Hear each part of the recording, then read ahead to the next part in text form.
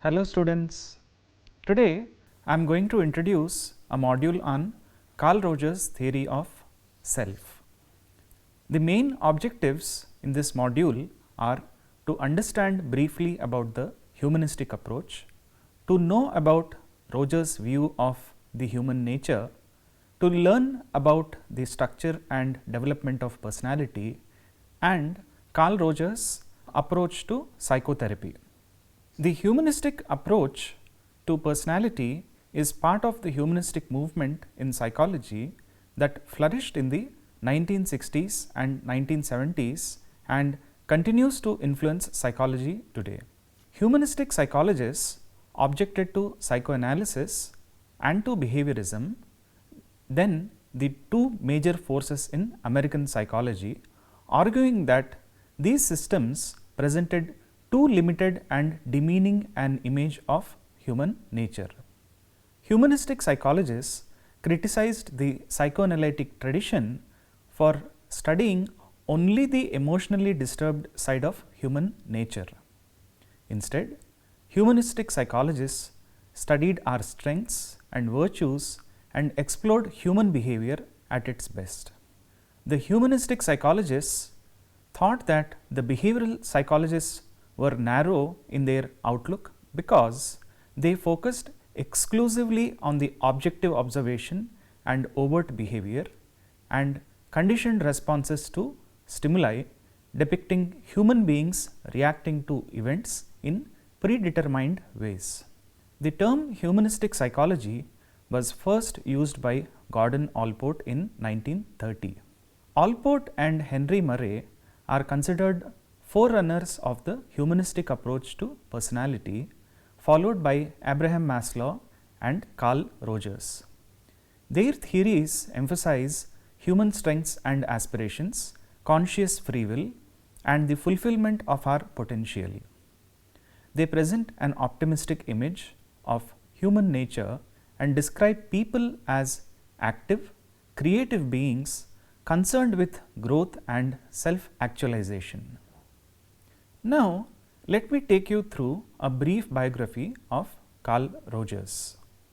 Carl Rogers was born in 1902 in Oak Park, Illinois, a suburb of Chicago. He was the fourth in a family of 6 children. Rogers' parents were educated and belonged to conservative middle class, instilled in their children high ethical standards of behavior, and emphasized the importance of hard work. Rogers had little social life outside of his large family, but this did not bother him. He was an avid reader and developed a certain level of independence early in life. When he was 12, the family moved to a farm. Farm life spurred his interest in science and increased his ability to work independently. A superior student, Rogers entered the University of Wisconsin with the full intent of studying agriculture. During his final years at college, Rogers found himself departing from his parents' fundamentalist ways of thinking. This was a difficult period for both Rogers and his parents, but it nurtured Rogers' growing conviction that one must ultimately rely on personal experiences for developing a philosophy of life. In 1931, Rogers received the PhD and joined the staff of the Rochester Guidance Center, where he developed a highly successful child study department. Here, Rogers first met what was to be many years of opposition from the members of psychiatric profession, who felt that psychologists and counselors should not be permitted to practice or have any administrative responsibility over psychotherapy. In 1940, Rogers accepted an appointment as professor of psychology at Ohio State University. In 1945, he moved to the University of Chicago, where as professor of psychology and executive secretary of the counseling center, he again championed his view that psychologists and counselors could effectively conduct therapy. Rogers' efforts, along with others, led to the reconciliation of psychiatry and psychology as two professions in search of a common goal.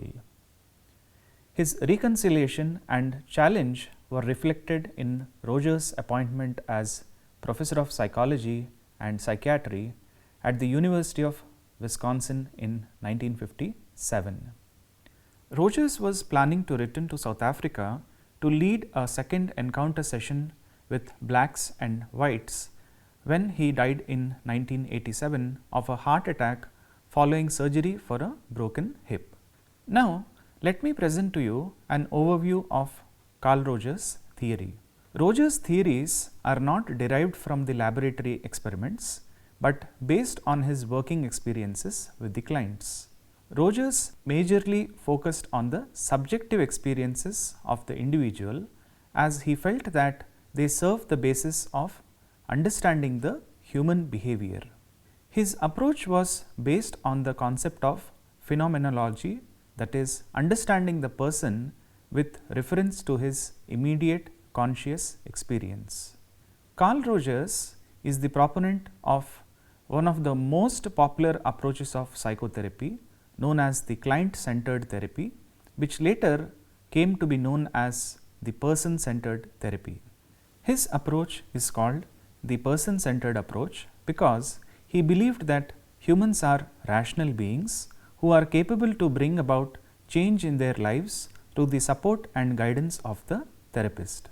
Thus, the person himself directs the change or improvement in his life, and therapist is only a facilitator in the process. Now, let us see some of the basic concepts in Carl Rouget's theory. Personality development and the self concept. Rouget was influenced by a philosophical movement called phenomenology. From a psychological viewpoint, phenomenology refers to the study of human awareness and perception. A phenomenal field is the total sum of experiences. It consists of everything that is potentially available to consciousness at any given movement. Rouget maintained that each individual exists in the center of a phenomenal field. Phenomenologists stress that what is important is not the object or the event in itself, but how it is perceived and understood by an individual. That is, an individual's perception rather than the reality itself is most important. Suppose a young boy complains that his father is authoritarian and dictatorial, but an impartial observer concludes that the father is open and democratic. Here, Rouget would point out that what the father is really like is not important, but what is important is how the boy perceives his father. Therefore, the best vantage point for understanding an individual is that of the individual. Rouget pointed out that the individual is the only one who can fully know her or his field of experience. He acknowledged that it is not always easy to understand behavior from the internal frame of reference of another person. We are limited to the individual's conscious perception and communication of experiences. However, an empathic understanding of the experiences of another is useful in understanding a person and therefore useful in understanding personality processes. As we saw little earlier, everyone exists in a constantly changing world of experiences that they are at the center of. A person reacts to changes in their phenomenal field, which includes external objects and people as well as internal thoughts and emotions.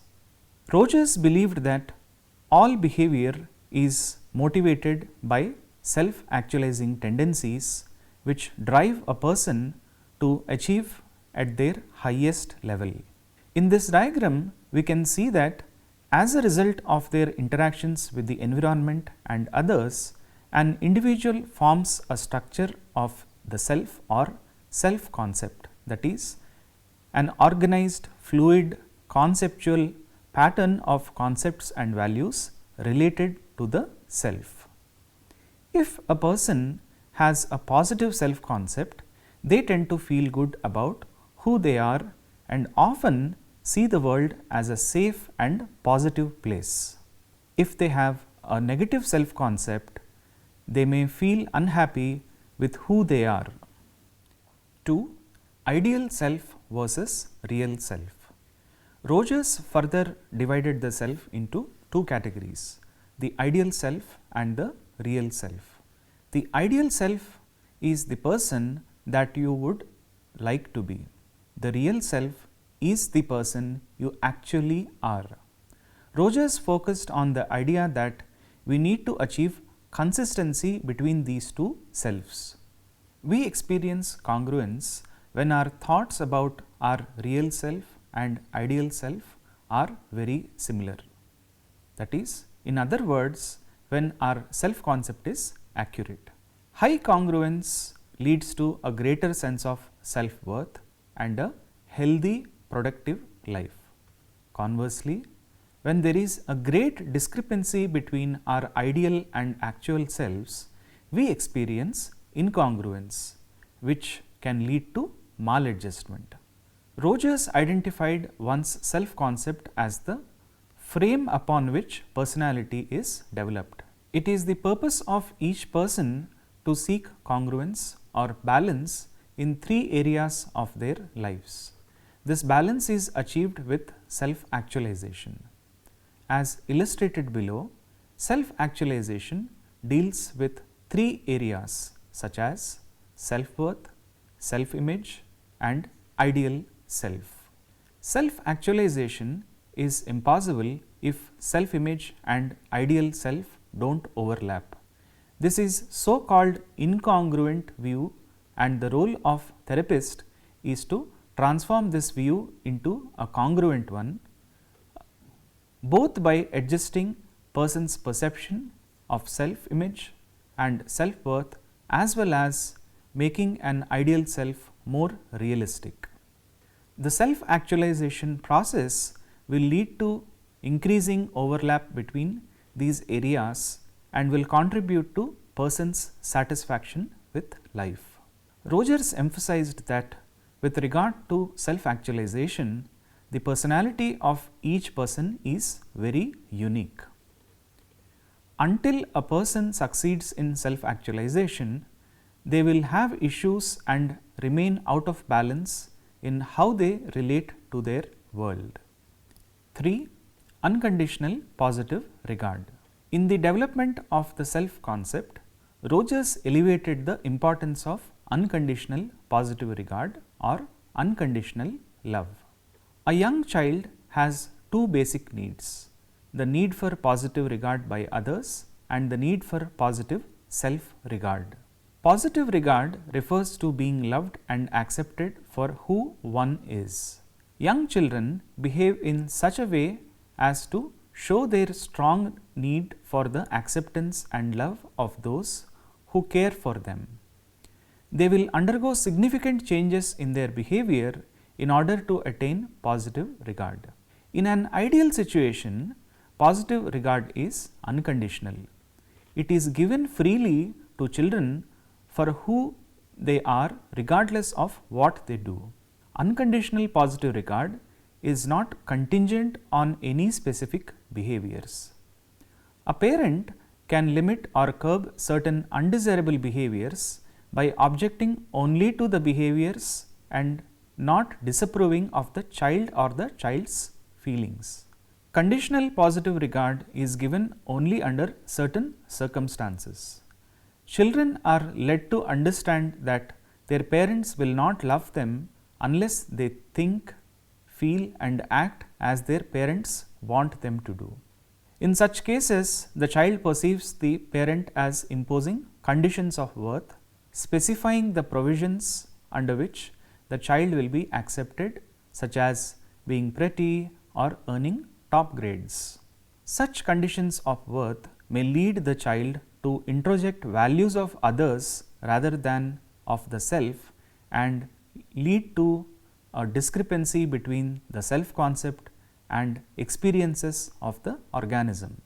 Positive self regard follows automatically if one has received unconditional positive regard.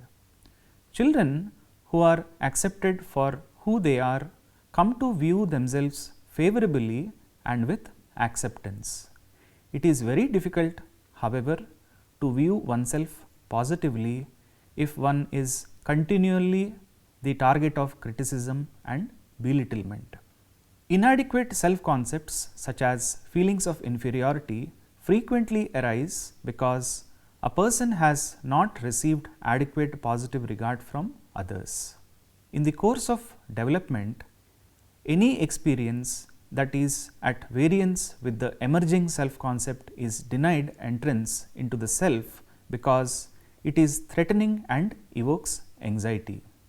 If children are taught that it is wrong to feel angry, they may begin to perceive the emotion of anger itself rather than certain expressions of anger as dangerous or incorrect. Rogers believed that supportive parents and a creative environment can facilitate psychological adjustment. People raised in an environment of unconditional positive regard, in which no preconceived conditions of worth are present, have the opportunity to fully actualize. 4. The good life. Rogers described life in terms of principles rather than stages of development. He claimed that a fully functioning person would continually aim to fulfill his or her potential in each of these processes, achieving what he called the good life. These people would allow personality and self concept to emanate from experience. He found that fully functioning individuals had several traits or tendencies in common. 1. A growing openness to experience. Fully functioning persons are aware of all experience. No experience is distorted or denied. All of it filters through the self. There is no defensiveness because there is nothing to defend against, nothing to threaten the self concept. Fully functioning persons are open to positive feelings such as courage and tenderness, and to negative feelings such as fear and pain. They are more emotional in the sense that they accept a wider range of positive and negative emotions and feel them more intensely. 2. An increasingly existential lifestyle. Fully functioning persons live fully and richly in every movement. All experiences are potentially fresh and new. Experiences cannot be predicted or anticipated, but are participated in fully rather than merely observed. 3. Increasing organismic trust.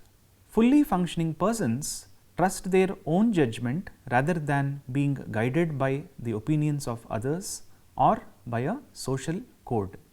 Behaving in a way that feels right is a good guide to behaving in a way that is satisfying. Rogers did not suggest that fully functioning persons ignore information from their own intellect or from other people. Rather, he meant that all data are accepted as congruent with the fully functioning person's self concept. Nothing is threatening. All information can be perceived, evaluated and weighed accurately. Thus, the decision about how to behave in a particular situation results from a consideration of all experiential data. Fully functioning persons are unaware of making such considerations. However, because of the congruence between their self concept and experience, so their decisions appear to be more intuitive and emotional than intellectual. 4. Freedom of choice. Fully functioning persons feel free to make choices without constraints or inhibitions. They believe that they play a role in determining their own behavior and so feel responsible for their own behavior. This brings a sense of power because they know their future depends on their own actions and not by present circumstances, past events or other people. They do not feel compelled either by themselves or by others to behave in only one way. 5. Higher levels of creativity, reliability and constructiveness. Fully functioning persons are creative and live constructively and adaptively as environmental conditions change. They can be trusted to act constructively. They are flexible and seek new experiences and challenges. They do not require predictability, security or freedom from tension. 6. A rich, full life. Fully functioning persons are aware that they may face difficulties. They experience joy and pain, love and heartbreak, fear and courage more intensely. Rogers used the word actualizing, not actualized, to characterize the fully functioning person. The term actualized implies a finished or static personality, which was not Rogers' intent. Self-development is always in progress. Rogers wrote that being fully functioning is a direction, not a destination. If striving and growing cease, then the person loses spontaneity, flexibility and openness. Rogers' emphasis on change and growth is neatly captured in the word becoming in the title of his book, On Becoming a Person. Now, let us examine Carl Rogers' approach to psychotherapy. Carl Rogers is best known for the method of psychotherapy that he developed, known originally as client-centered or non-directive therapy and more recently as person-centered therapy. Rogers' studies suggested that 3 attitudes on the part of therapists are necessary and sufficient for change. By necessary, Rogers meant that these attitudes are essential and must be evident to the client. By sufficient, he meant that no other conditions are required for change to occur. Not only did Rogers maintain that these 3 attitudes underlie his method of psychotherapy, but he also suggested that they underlie any good relationship and any successful therapeutic technique, and that they lead to the development of the same attitudes in the client.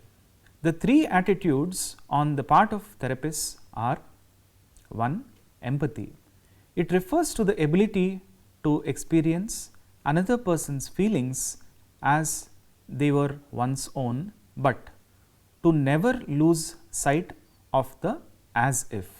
Through empathy, the therapist is able to put himself or herself in the client's shoes without trying to wear those shoes.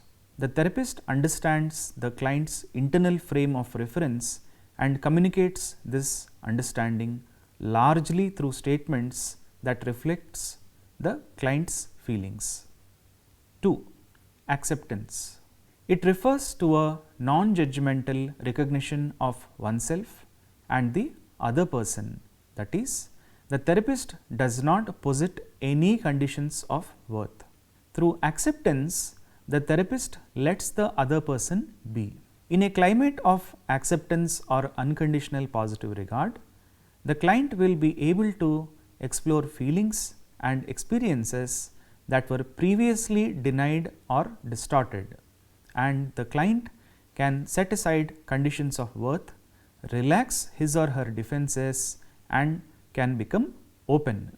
As a result, the client's self-concept gradually becomes more congruent with the actual experiences of the organism. The third attitude is genuineness. An effective therapist is genuine, integrated, free and deeply aware of the dynamics of the therapeutic relationship. The therapist need not be a model of perfect mental health and may have shortcomings and difficulties in other situations. But within the relationship of therapy, the therapist needs to be congruent. So, to summarize then, Carl Rogers was an influential humanistic psychologist who developed a personality theory that emphasized the importance of the self-actualizing tendency in shaping human personalities. He believed that humans are constantly reacting to stimuli with their subjective reality, that is, phenomenal field, which changes continuously. Over time, a person develops a self-concept based on the feedback from this field of reality. In the development of self-concept, positive regard is the key. Unconditional positive regard is an environment that is free of preconceived notions of value. Conditional positive regard is full of conditions of worth that must be achieved to be considered successful. Human beings develop an ideal self and a real self based on the conditional status of positive regard. How closely one's real self matches up with their ideal self is called congruity. Rogers believed that fully functioning people could achieve the good life in which they constantly aim to fulfill their potential and allow their personalities to emanate from their experiences.